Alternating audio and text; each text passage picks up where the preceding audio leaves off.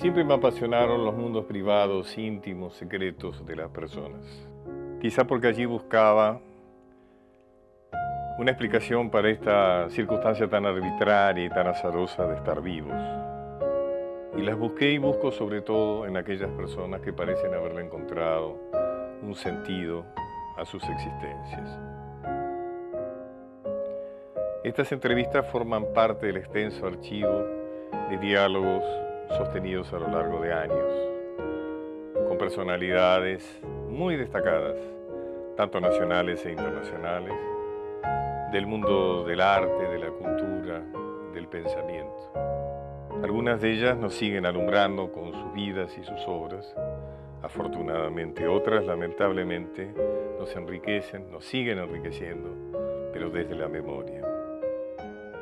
Debo confesarles que para mí fue un gran placer participar de estos encuentros con personas que admiro,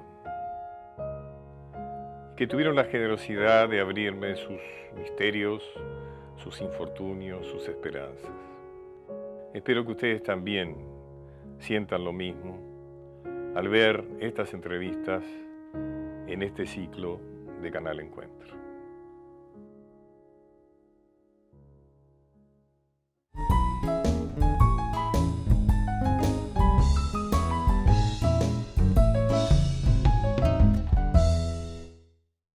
Laurent Cantet nace el 15 de junio de 1961 en la localidad de Melle, en Francia. Estudia cine en París. En 1999 dirige su ópera prima, Recursos Humanos. Tanto en este film como en el siguiente, El empleo del tiempo, que gana el premio León del Año en el Festival de Venecia de 2001, el director narra pequeñas historias sobre los excluidos del capitalismo moderno. Reflexiona sobre el pasaje a la sociedad postindustrial, la precariedad laboral, el descrédito sindical y el deterioro del estado de bienestar. En 2005 filma Bienvenidas al Paraíso, una película ambientada a fines de los años 70 en Haití, durante la dictadura de Jean-Claude Duvalier. Con ese escenario y tomas casi documentales de la violencia en las calles de Puerto Príncipe, desarrolla el tema del turismo sexual.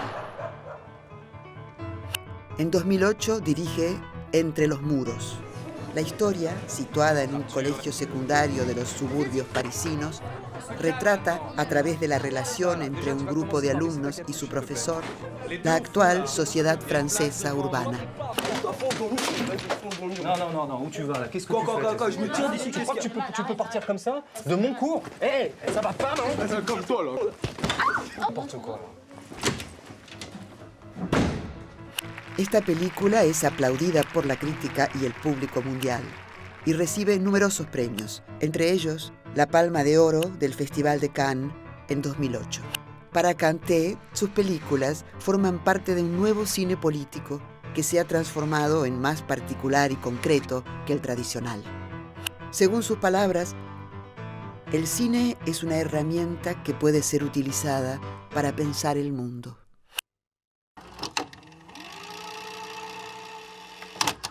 Laurent, quel est le rôle du cinéma dans la société actuelle?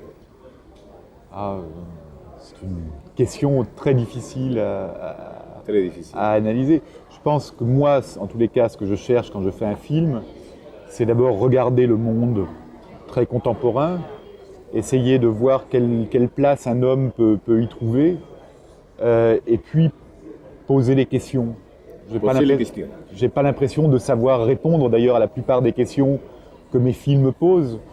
Et je pense que si je savais y répondre, peut-être que je ne ferais pas de film, justement. Mais ça me semble, oui, important de communiquer ses doutes, de communiquer ses interrogations, et puis de donner à chacun peut-être le moyen d'y répondre à sa manière. Et votre cinéma peut être qualifié comme un cinéma social. Vous posez les drames de la société actuelle, les obscurités, les tragédies, mais vous ne proposez pas des solutions. Oui, parce que je pense que ce qui m'intéresse, c'est le rapport de l'individu à la société, de l'intime au social. Et que ces solutions, elles me semblent être, elles aussi, peut-être très individuelles. Et qu'en tous les cas, il n'y a pas une manière de penser le monde, peut-être. Il n'y a pas une manière plus efficace qu'une autre, sinon ça se saurait. Mais vous croyez dans la politique comme possibilité de donner des solutions? Peut-être dans un certain type de rapport à la politique, qui est peut-être d'ailleurs ce qui est en train de se mettre en place de plus en plus, une politique qui échappe de plus en plus qui échappe de plus en plus au système. C'est-à-dire que en France en particulier, les partis politiques et les syndicats qui structuraient tout le rapport qu'on pouvait avoir à la problématique politique se sont affaiblis et ont été petit à petit remplacés par une envie de faire de la politique à la première personne. De la politique à la première personne. Pourquoi vous avez dirigé votre talent et votre effort au cinéma social? Quelle est votre histoire personnelle, non? Je crois que je n'ai pas décidé. Ça se passe comme ça. Je crois que c'est un rapport au monde que j'ai dans la vie aussi, qui est d'être impliqué, d'être intéressé, d'être en empathie avec le monde. Et que mes films m'ont effectivement mené vers ça. Peut-être qu'il y a dans votre vie quelques situations qui vous inquiètent sur ces sujets. Oui, il y a, je pense, d'abord des origines. Mes parents n'étaient pas ouvriers, mais étaient fils d'ouvriers ou fils d'artisans. Et grand-père était ouvrier. Était artisan, il était boulanger. Et mes parents m'ont certainement, effectivement, élevé dans une espèce de respect du travail bien fait, qui est à la fois quelque chose de très beau, mais qui est aussi quelque chose de très emprisonnant, de très lourd à porter parfois. Et peut-être que ça m'a aiguillé vers ce genre de problématique, sûrement, oui. Mais après, je n'ai jamais réussi, par exemple, à être un militant. J'ai jamais réussi, en tous les cas, à me reconnaître dans un mot d'ordre ou dans un parti. Et faire des films, c'est peut-être aussi une façon de prendre des positions qui échappent à la dialectique, justement. C'est une façon de parler du monde, même d'un point de vue très politique, sans être obligé de formuler des choses très, très définitives. Et donc de rendre compte d'un rapport au monde problématique. Et c'est peut-être ça qui me tente aussi dans le cinéma. Et je pense que c'est aussi pour ça que mes films peuvent parler à des gens très très différents les uns des autres. Oui, oui. L'idéologie n'écrase pas le sujet. Une caractéristique de votre film est que, sauf les protagonistes, vous utilisez des acteurs non professionnels. Et pourquoi? Il y a beaucoup de raisons qui m'ont amené à ça. D'abord parce que justement j'ai envie d'essayer de rendre compte d'une réalité sociale donnée et que moi je suis souvent extérieur à cette réalité-là. Je ne suis pas issu d'un milieu ouvrier, par exemple. Un ouvrier peut jouer les rôles d'ouvrier mieux qu'un acteur. Oui, alors ce que je pense, c'est qu'un ouvrier, de toute façon, sera plus juste qu'un acteur, même si techniquement, il a parfois des problèmes à jouer la comédie. Il me semble qu'en plus, plus le personnage est caractérisé, alors l'ouvrier par exemple, plus on a créé un langage de cinéma. Il y a eu un langage de cinéma ouvrier. Et langage de cinéma. Et ce langage, il me semble être assez caricatural. Et là, pour échapper au cliché, justement, pour échapper à cette caricature du langage ouvrier, il me semble vraiment bien. C'est comme redéfinir les limites du cinéma. Voilà. Et puis par ailleurs, après, il y a tout le travail que je fais en préparant le film avec les acteurs non professionnels, qui m'apportent énormément. Était plus facile ou plus difficile que diriger des acteurs professionnels? Je crois qu'on ne peut pas parler de plus difficile. Je pense que ça demande énormément de travail, de temps passé. Mais pour moi, c'est nécessaire parce que j'écris d'une manière un petit peu particulière. C'est-à-dire que je commence par écrire une première version du scénario qui est seulement une colonne vertébrale pour le film. Ah. Les personnages sont dessinés très rapidement et puis ensuite je fais le casting. Et ce casting, c'est pour moi d'abord une façon de me représenter les personnages et puis après c'est surtout une façon de créer ces personnages en collaboration avec les gens qui vont les jouer. Par exemple, le lieu où vous installez le film, par exemple la fabrique Oui. des ressources humaines et l'édifice de l'ONU, sont lieux réels. Oui, alors ça aussi c'est dans le même esprit. C'est vrai que moi j'ai envie de travailler dans un lieu réel parce que d'un seul coup on est obligé de prendre en compte toute la réalité de l'usine, le bruit qui peut régner dans une usine, le rythme des déplacements, les choses. Alors qu'évidemment on peut recréer, mais bon, pourquoi le recréer quand on peut créer un dispositif de tournage suffisamment discret pour pouvoir intégrer la fiction qu'on est en train de jouer dans un contexte réel qui évidemment sera plus convaincant pour moi que quelque chose qui serait le résultat du travail de 15 décorateurs pendant 3 mois, quoi. C'est évident, Laurent, que vous donnez très importance à la famille, non? Et selon moi, surtout à la relation père-fils, non? Que c'est très protagoniste dans le premier et dans le deuxième film. Est-ce que tu penses que le privé modèle le social, que c'est dans la famille où se construit les caractères nécessaires pour la conservation et la propagation de cette société malade? Tout à fait. Et en même temps, moi ce qui m'intéresse dans la famille, c'est que c'est un espace social, effectivement, mais où toutes les relations sont renforcées, toutes les relations sociales de dépendance, de pouvoir, sont renforcées aussi par énormément d'affectifs.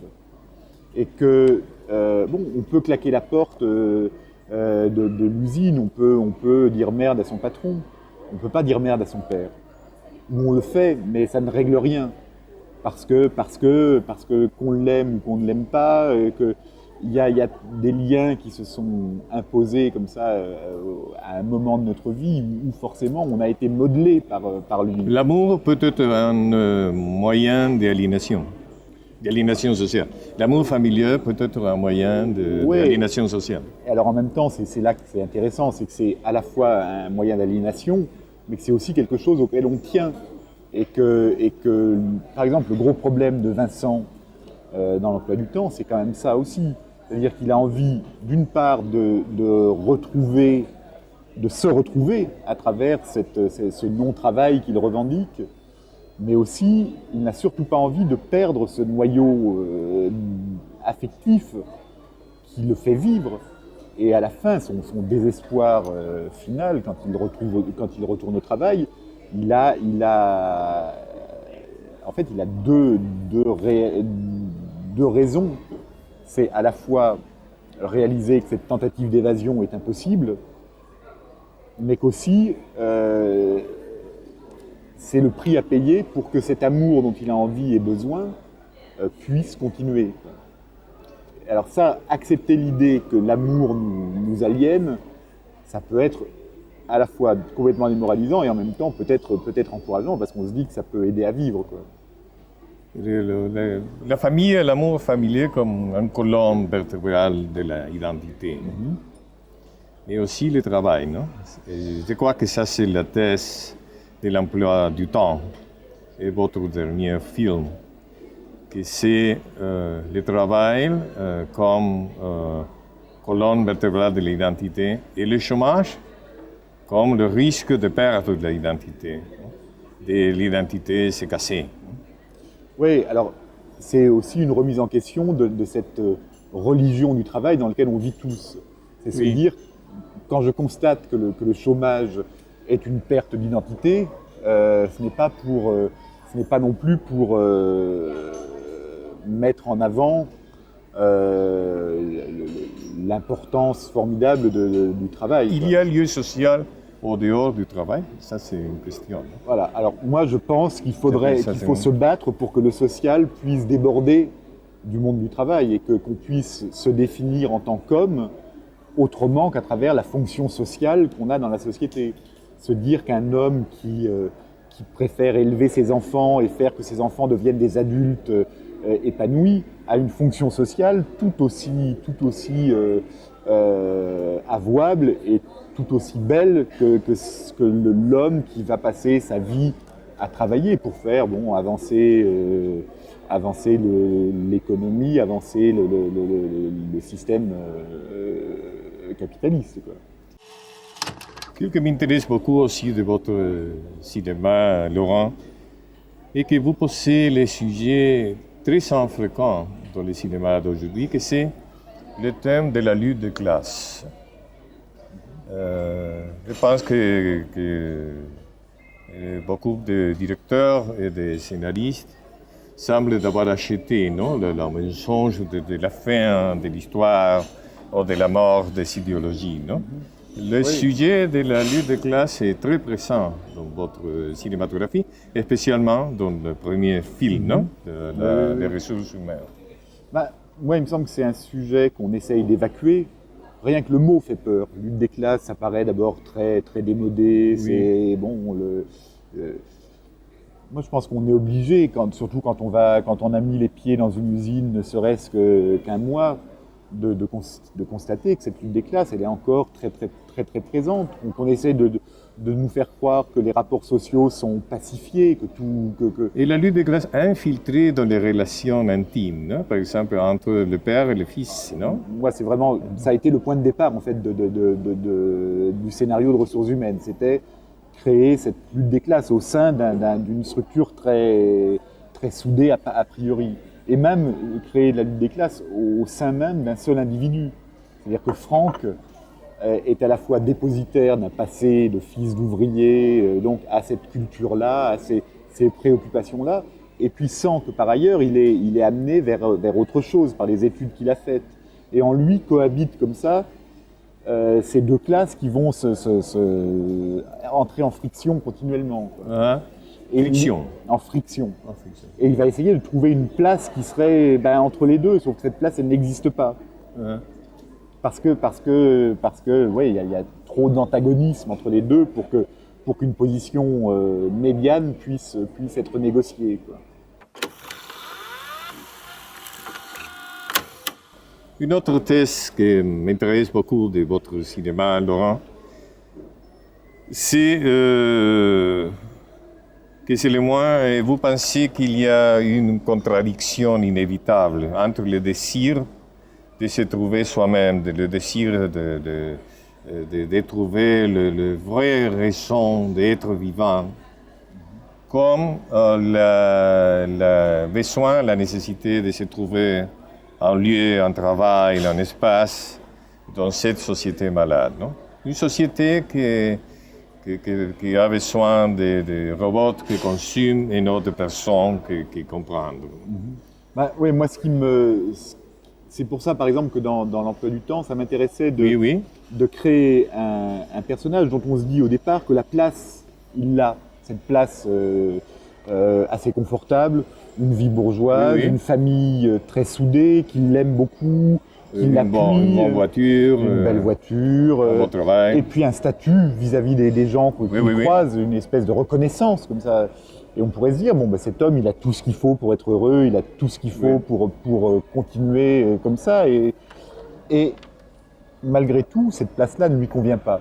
Parce qu'il ne s'y reconnaît pas ou parce que le personnage qu'il est devenu ne coïncide pas avec le personnage qu'il a toujours voulu être.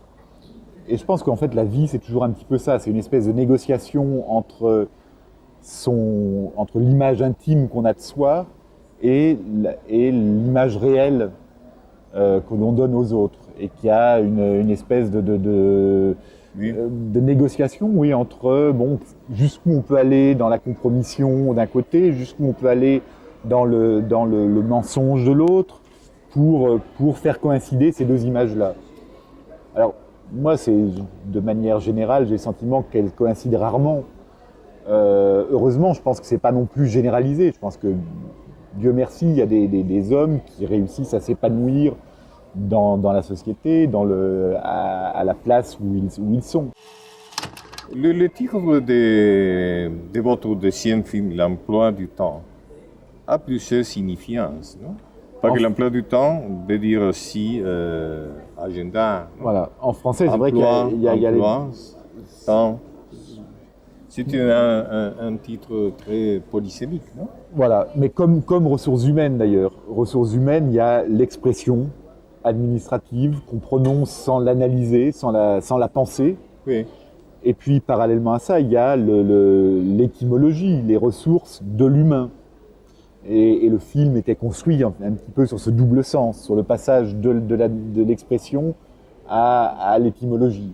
Là, dans l'emploi du temps, il y a un peu la même chose. L'emploi du temps, donc, c'est à la fois cette grille qui structure votre vie professionnelle, qui vous emprisonne aussi, et c'est en même temps la façon dont on emploie son temps. Et Vincent cherche à employer son temps hors de cette grille de l'emploi du temps. Donc là, il y a un conflit entre ces deux sens. Le temps propre ou le temps volé, non, pour la société, non, le temps... Alors, est-ce qu'il y a du temps volé? Est-ce qu'on arrive encore à voler du temps à la société? Voler du temps, oui. Moi, je crois qu'on a de moins en moins l'occasion de le faire. Je crois qu'on est même hors du travail, hors du contexte du travail, entièrement façonné par le travail que l'on fait. Et qu'on a rarement l'esprit libre, par exemple. Parce qu'on pense à son travail, parce qu'on est fatigué par son travail et qu'on récupère, parce qu'on a un statut social qu'il faut tenir, et que du coup on est finalement tellement mis en forme par le travail qu'on ne peut plus y échapper. Et que ce temps volé n'existe plus. Quel est le cinéma indépendant? Mais, je pense qu'en France, on a beaucoup de chance pour ça.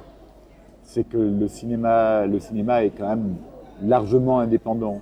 Il y a énormément de petites structures qui se battent pour que des films, même un peu hors circuit, puissent se faire. Je ne sais pas combien de temps ça va durer, parce que là, il y a quand même des changements dans le paysage audiovisuel. Le cinéma indépendant est seulement le cinéma de low budget.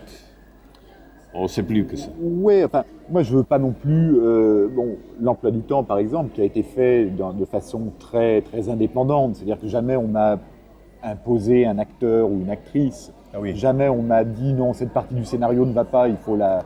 Le Final Cut et votre... Cut, c'est moi qui l'ai. Mais à toutes les étapes de la fabrication, j'ai eu l'impression d'être maître de mon projet. Cela dit, c'est pas non plus un film fauché, comme on dit. Enfin, j'avais quand même suffisamment d'argent pour le faire assez correctement, sans l'avoir fait dans des conditions luxueuses. Je n'ai jamais eu à me plaindre de... Si bien quelques producteurs de Hollywood vous proposent de faire un film 100 millions de dollars, ça c'est intéressant. D'abord, je n'en rêve pas. En plus, je pense que je n'arriverai pas à diriger des acteurs dans une autre langue que la mienne. Donc ça, peut-être que j'y arriverai, je ne sais pas, mais je pense qu'il y a quand même un rapport à la langue qui, pour moi, est très important. Et puis là aussi, quelle réalité Hollywood a envie de rendre compte. Et est-ce que cette réalité d'Hollywood, moi, je ne m'en sens pas dépositaire. Je n'ai pas le sentiment d'avoir quelque chose à dire de cette réalité-là. On ne sait pas que le cinéma américain est pauvre d'idées, c'est que c'est un cinéma trop dédié à des effets spéciaux, un cinéma spectacle Moi, c'est vrai que qui n'aide pas à penser, à comprendre, à créer. Mais c'est vrai que moi, mes goûts personnels m'envoient rarement vers ce cinéma-là. En même temps, il faut reconnaître aussi qu'il y a des très très grands réalisateurs aux États-Unis, Oui. qu'il y a des films qui comptent vraiment dans le Votre cinéma peut être considéré comme un cinéma anti-spectacle.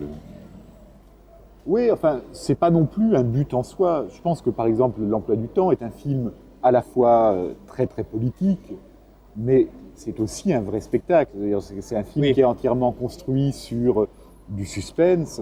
Oui. C'est un film qui est entièrement construit sur qui a un aspect formel beaucoup plus artificiel certainement que ne l'était Ressources humaines. Les images dérivent de plus en plus vers des choses qui deviennent presque fantastiques. Et tout ça, c'est quelque chose que moi j'ai voulu et que j'ai vraiment sur lequel j'ai vraiment travaillé. J'ai pas peur de ça. Je pense pas que le cinéma d'auteur, par exemple, doivent être austères pour être bon, quoi.